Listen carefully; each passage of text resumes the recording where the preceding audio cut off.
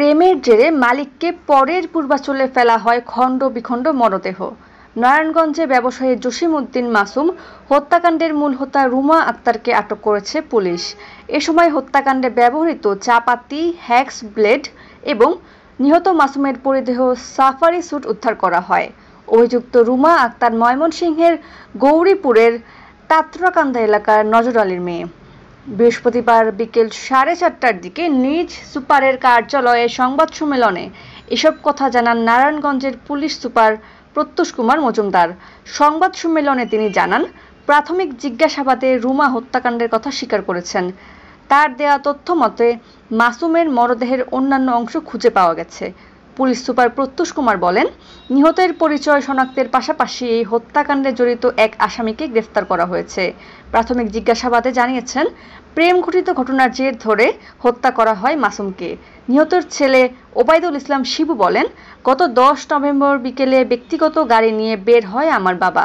গুলশানে গাড়িটি ছেড়ে দিয়ে অন্য গাড়িতে নারায়ণগঞ্জ যাবেন বলে জানায় চালককে। রাত 11টার দিকে সর্বশেষ আমার মায়ের সাথে তার কথা হয়, কিন্তু রাতে আর বাসায় ফেরেননি। পরদিন তার ব্যবহৃত মোবাইল নম্বর বন্ধ পাওয়া যায়। এই ঘটনায় 11 নভেম্বর গুলশান থানায় সাধারণ ডায়েরি দায়ের করি। বুধবার পুলিশের মাধ্যমে খবর পেয়ে নারায়ণগঞ্জ জেলা হাসপাতালে এসে বাবার মরদেহ শনাক্ত করি। কেন এই হত্যাকাণ্ড তা আমার জানা নেই।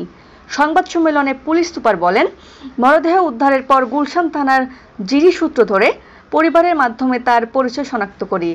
এরপরেই তথ্য প্রযুক্তি সহায়তায় রুমাকে আটক করা হয়। প্রাথমিক জিজ্ঞাসাবাদেই সে হত্যার কথা স্বীকার করে। রুমা জানিয়েছে, ব্যবসায়ীর সাথে তার প্রেমের সম্পর্ক ছিল, কিন্তু সম্প্রতি সেই সম্পর্কে অবনতি ঘটে।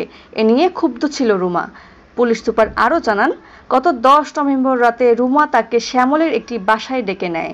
সেখানে দুধের সাথে নেশাজাত দ্রব্য মিশিয়ে খাওয়ানো হয় মাসুমকে। এতে অচেতন হয়ে পড়ে মাসুম।